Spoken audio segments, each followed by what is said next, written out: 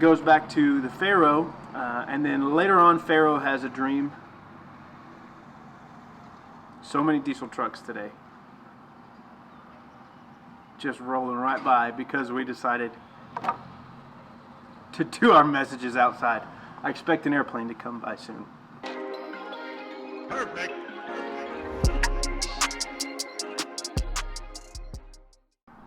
What's up, guys? I'm so glad you're joining us. So we've been in this series called What to Do When You Don't Know What to Do, which seems appropriate because really no one in the world knows what to do right now. So these are some kind of basic truths about what you can do as a believer, as someone who trusts the Lord with all your life, when you don't know what to do. Some basic things that if the situation kind of applies for it and you don't know exactly what to do down to the detail, you can do these things that we've been talking about. We've been following the story of Joseph from the book of Genesis. You know, Joseph, the coat of many colors. His dad gives him that coat to signify that he's the most important son. All of his other brothers are not happy with that. Joseph also brags to them about dreams he has where they're going to bow down to him in the future. Spoiler alerts. And they don't like that. He's kind of arrogant. Then his brothers capture him, throw him into a pit, consider killing him, change their minds, decide, let's just sell him into slavery, get some cash out of this. So they do. He gets sold into slavery, then bought by Potiphar, who is a very high up in Egypt.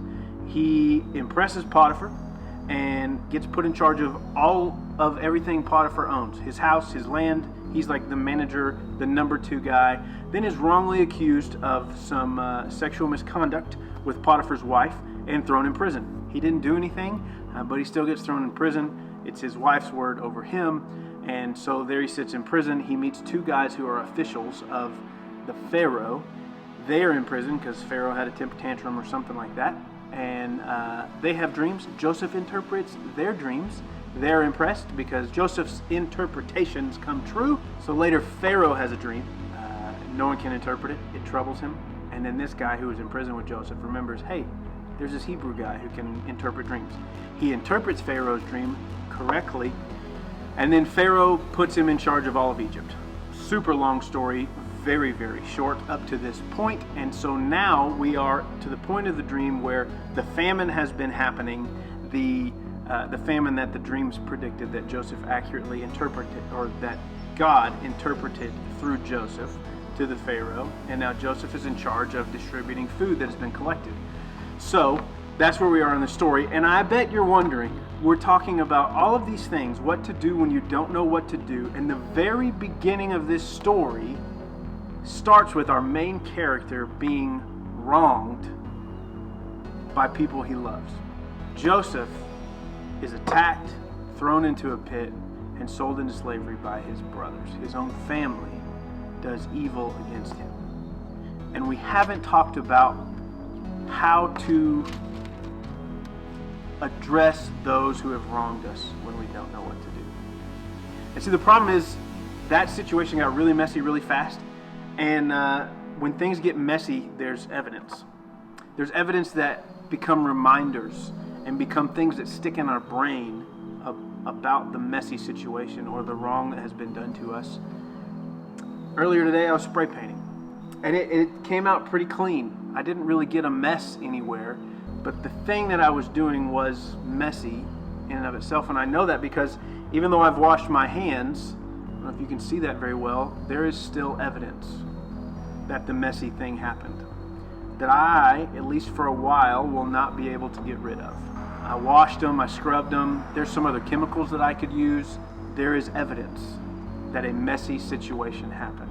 And this will remind me that that messy thing happened. And it's the same thing with our relationships. Sometimes the evidence that wrong was done to you, or disagreement happened between you and some really good friends, or family members, or people who are just kind of good friends. The evidence of that may be that you're not friends anymore. Whenever I was 17, a messy situation happened between me and my mom. We got into a fight. There was evidence that a messy situation happened because I lived in a different part of the state after that. I moved in with my dad. And especially for those last 2 years of high school, that was a constant reminder that this bad thing had happened. And I didn't really know what to do about it for a long time. So these reminders can remind us that something needs to be done on our part. The temptation is that the reminder is telling us to get even or to pay back. Someone has wronged us, we need to get them back. And a lot of times we don't even follow through with it. But just the thought that we want to get someone back, that we want to achieve payback, puts this bitterness in our heart. It puts this hatred in there that can rot us from the inside out, even if we don't act on it. And so we're going to look at what Joseph finally does. A little more backstory before we get to this point. Joseph has been messing with his brothers because they've shown up to Egypt and they don't recognize him. He's shaved, he's clean shaven, he probably looks really tan. He's very wealthy now. He's like in charge of Egypt and looks like an Egyptian, I would imagine. He speaks Egyptian. He has an interpreter talk to his brothers. They've come to him because the famine has reached their land and they heard there was food in Egypt. Little did they know Joseph was responsible for making sure there was food. So they've come to buy food for their families back in Canaan. And Joseph recognizes them, of course, but they don't recognize him. And he has a little fun with them. He sends them back and forth a few times. So this happens a couple of times where they go back and forth and he kind of messes with them, so to speak. And I gotta believe that over the years that Joseph was in prison and as a slave, he thought a lot about what they did to him. He lived in Egypt, not on Jacob's land, not in Canaan, not where they were supposed to be as a family. And that was a constant reminder. How did I get here? Oh yeah, my brothers sold me as a slave. Constant reminder of the wrong that had been done to him. But we're going to see what he finally does. Chapter 45 of Genesis, starting in verse 1. Joseph could no longer keep his composure in front of all of his attendants, so he called out, "Send everyone away from me." No one was with him when he revealed his identity to his brothers, so he's about to come clean to him. But he wept so loudly that the Egyptians heard it. They're outside the door and they can hear him just losing it. And also Pharaoh's household heard it. Joseph said to his brothers, "I am Joseph. Is my father still living?" But they could not answer him because they were terrified in his presence, which now he's in charge of a whole country and they sold him as a slave. So they're a little nervous and probably shocked that this guy they've been having dinner with that has been kind of messing with them is actually the brother that they sold into slavery. Then Joseph said to his brothers, "Please come near me." And they came near. "I am Joseph, your brother," he said, "the one you sold into Egypt. And now don't be grieved or angry with yourselves for selling me here, because God sent me ahead of you to preserve life. For the famine has been in the land these 2 years, and there will be 5 more years without plowing or harvesting. God sent me ahead of you to establish you as a remnant within the land and to keep you alive by a great deliverance." See, Joseph, while he was living out this terrible situation and then into a good situation, he kept perspective the whole time. 1, we talked about this, God is with him. 2, he knows that God's in control. He knows that God is in control and God is the kind of God who can restore relationships. And so he wants to take part in that.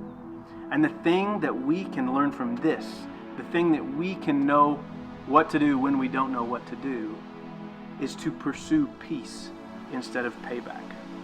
I think Joseph got a little payback, but overall, he was ready to be a part of their family again. He was ready to have his family back in his life. So he made peace. He told them in verse 5, "And now don't be grieved or angry with yourselves for selling me here, because God sent me ahead of you to preserve life." He knows that they actively sold him into slavery, but he also knows that it's God's plan for him to be there for a greater purpose. And when we can remember that, even though we allowed things to get messy, Joseph played a part in it. He was bragging to his brothers at the beginning. They retaliated, way overreacted. But all in all, the messy situation happened because all of the parties involved allowed it to happen. God can still use that, and pretty much only uses that, because that's all we do is make things messy.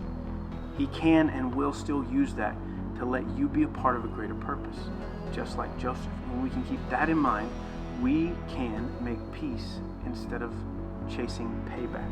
Verse 15, jumping ahead.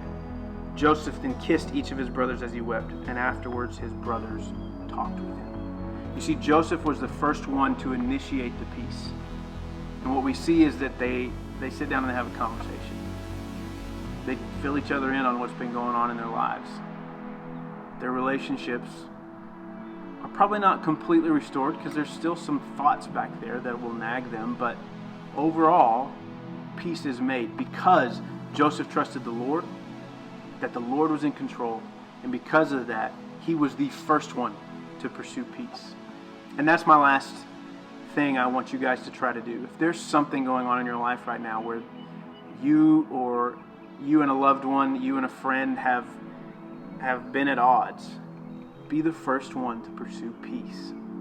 Don't let payback burrow into your heart and create bitterness and hatred. Y'all have a great week, guys. Perfect.